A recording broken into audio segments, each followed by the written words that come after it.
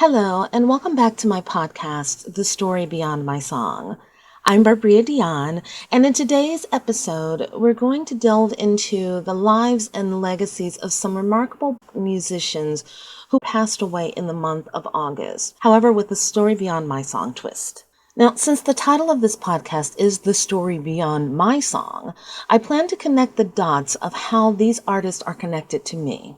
With less than 2 degrees of separation, my song's influences have derived from my family's connected thread. I couldn't be more proud. These individuals have left an indelible mark on the world of music, and their stories deserve to be celebrated. So, let's get into it. But first, hello there, everyone. My name is Barbria Dion, and I am a singer, a songwriter, an independent recording artist, as well as a published author. Welcome to my channel, and I thank you so much for being here. I want this channel to be a place where you feel inspired, uplifted, and where you can discover stories that resonate with your soul. Now, before I get into the story, please don't forget to hit that subscribe button and ring the bell to be notified when I upload content. Come on and join my musical family. Thank you from the bottom of my heart for being here. Your support means the world to me. Now, let's get into it. Now let's move on to those that passed away during the month of August, which kind of made the month of August an introspective reflection month for me. First off, starting with my father, who passed away on August 16th, 1987, James L. Haynes.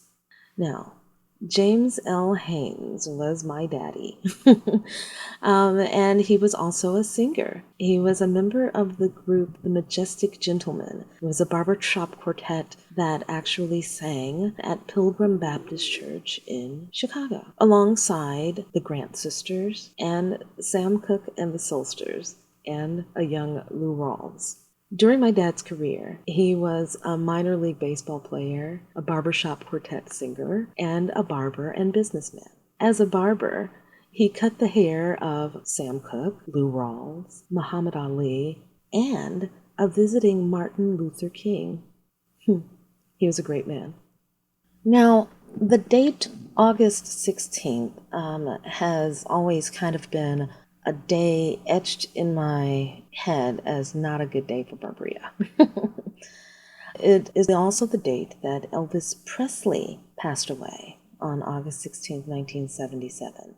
Even though he passed away before my dad, it wasn't until after knowing the truth about my mom's musical history that I realized that there was a connection there.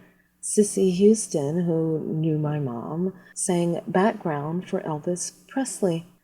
Cissy and Elvis, they had a close working relationship in the late 1960s and early 1970s. Cissy was a member of the Sweet Inspirations, a backup vocal group that sang with Elvis on his Las Vegas comeback tour in 1969. They also sang on several albums with him as well. He would even ask her to sing solo for him because he loved her voice, and he was impressed by her professionalism and her dedication to her craft. Another August death that happened on August 16th was my all-time favorite vocalist, Aretha Franklin. Now, my mom knew her back in the day. Aretha would often record in Chicago. I personally never had a chance to meet her, but we had a chance to actually work with several people that she had worked with, including members of her Queen's Court, May Cohen, who actually flew down to Atlanta to sing background for me when I did a Whitney Aretha show, the very first one. Now, Aretha's passing, that hit everyone in the singing community so hard. It was a palpable sadness, being that it happened on August 16th, this date that was already a day of sadness for me. It just impacted the sadness that much more.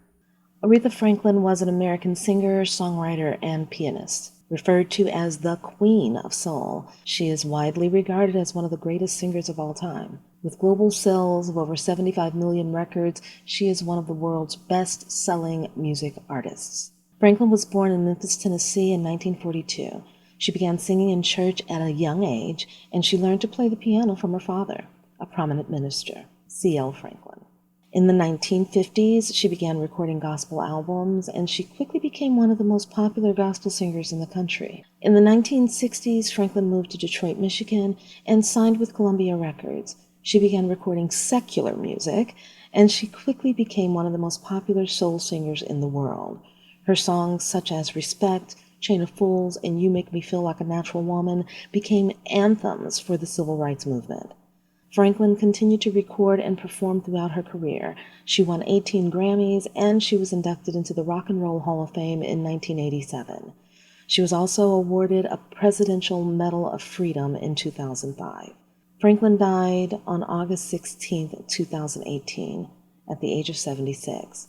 She was a legend of the music industry, and her impact on popular music will be felt by myself and generations to come. Now, another death that made August such a down month for me would be the loss of my friend Bernie Mac, who passed away on August 9th, 2008. Now, in addition to this being Whitney's birthday, it was also a day of sadness for me because that is the day that the world lost a brilliant stand-up comedian, actor, and television host, but I lost a friend. Bernie Mac and I met at the Cotton Club in Chicago, and we eventually began hosting the open mic together, where I would bring up the singers and he would bring up the comedians. Bernie and I became quick friends because he was very much like my dad, especially with his off-putting humor and his inane ability to tell you the truth but make you laugh about the truth. Bernie Mac was born Bernard Jeffrey McCullough on October 5th, 1957 in Chicago, Illinois.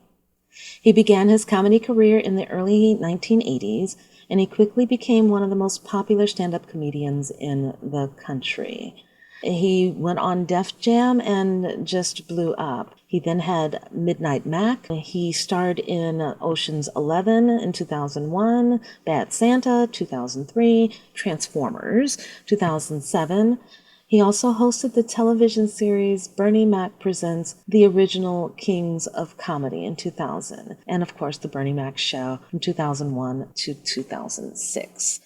As a king of comedy, he was, in my opinion, and a whole lot of others, the best in show. Now, Bernie passed away on August 9th, 2008 at the age of 50 from complications due to pneumonia and sarcoidosis, an immune disease that he had. He was survived by his wife Rhonda and daughter Janice. Mac was a trailblazing comedian and a really, really good guy.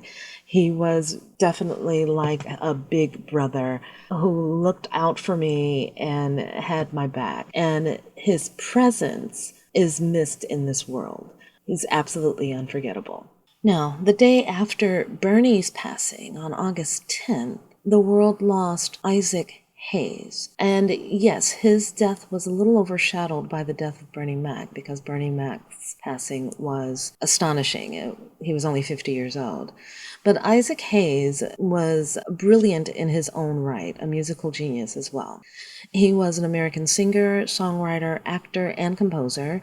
He was one of the creative forces behind the Southern soul music label Stax Record. Isaac Hayes passed away on August 10th, the day after Bernie Mac, further tying them together, as Isaac Hayes was the writer of the song Soul Man, and made a cameo appearance in the movie that Bernie Mac was in that was posthumously released, Soul Men, with Samuel L. Jackson.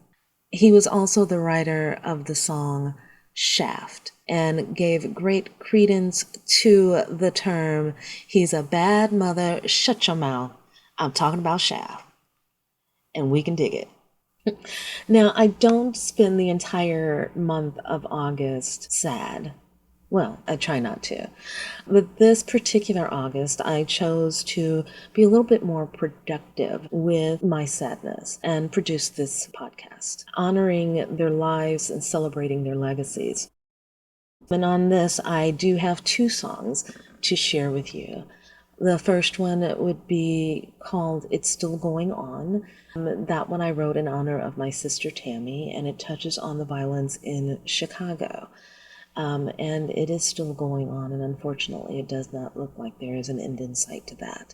The other song is called Aunt Tishame. It is a song that I wrote in honor of my Aunt Tishame Taylor, who passed away in August, 1 week before her 90th birthday. And if you'd like to hear the song that I wrote in honor of my dad, go back to my past episode called Without You. That is the song that I wrote in honor of my dad that I also used on the Bernie video. I do want to celebrate the legacies of the individuals and what they actually left behind. We do know the legacy of Michael Jackson, the legacy of Elvis Presley, and you now know, of course, Cissy Houston was a big part of that.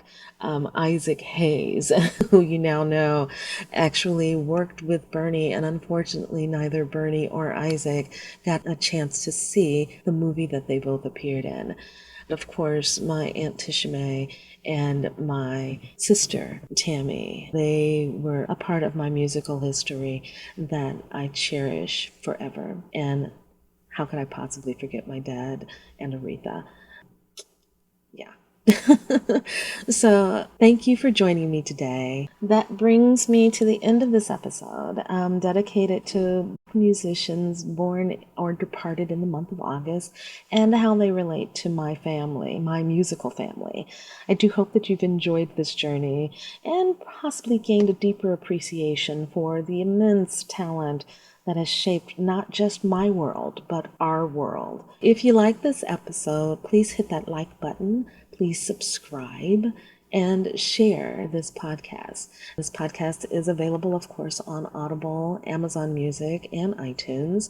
And my songs are available on Amazon Music, Apple Music, and other streaming platforms. So I thank you again for joining me today, and I hope you have a great August. God bless you. Bye bye.